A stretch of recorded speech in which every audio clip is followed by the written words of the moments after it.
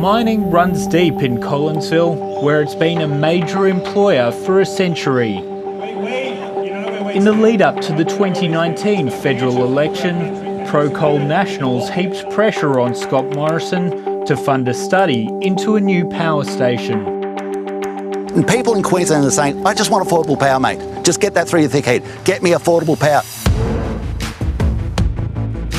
In a concession to the Nationals, Scott Morrison announced the government would pay $10 million to study energy needs in North and Central Queensland, including considering a new coal-fired power station.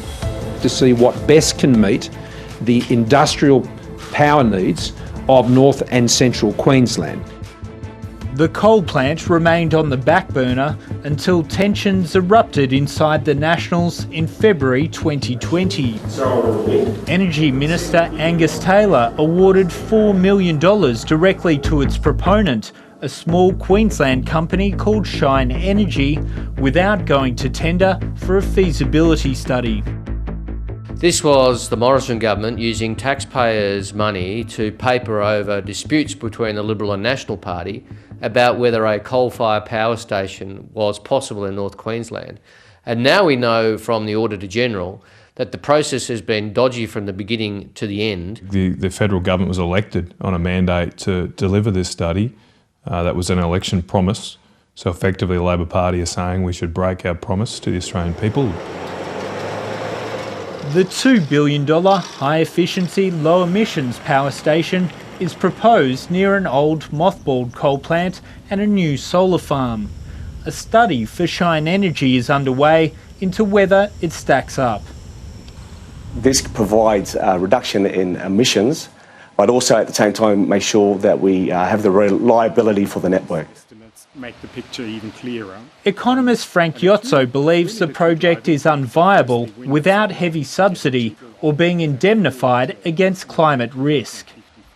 A new coal-fired power station in Australia cannot be built commercially. It does not make sense either economically or environmentally. And so there's no need for any feasibility studies either.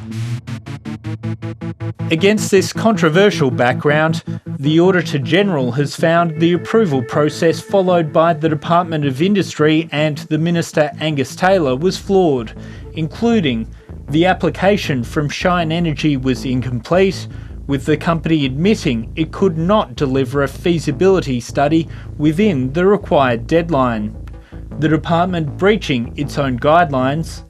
The advice to the minister to approve the grant was partly inappropriate, and there was no record of the department's briefing with the minister.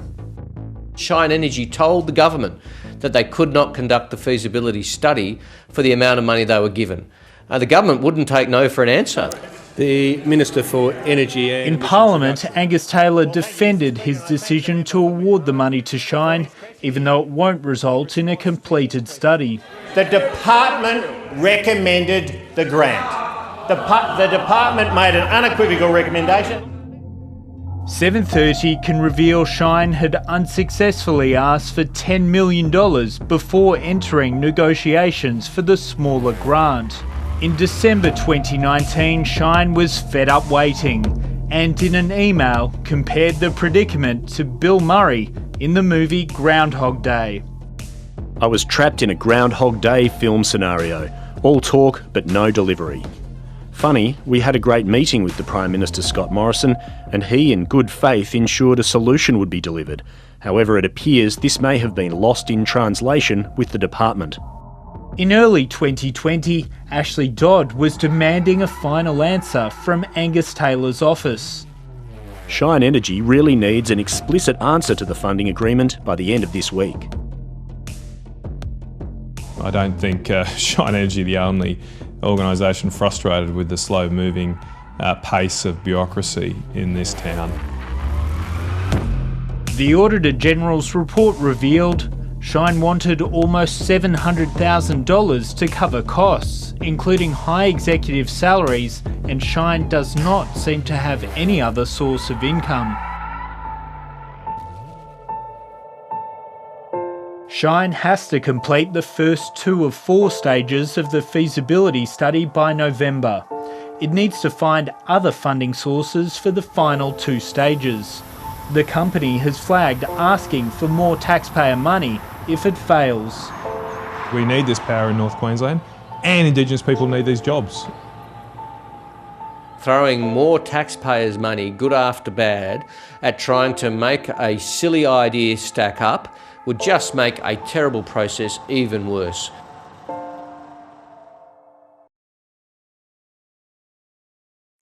Hi, I'm Lee Sales. Thanks for watching this story. If you'd like to watch more of 730's stories, they are on the left of your screen. And tap on the button below to subscribe and get the latest from ABC News.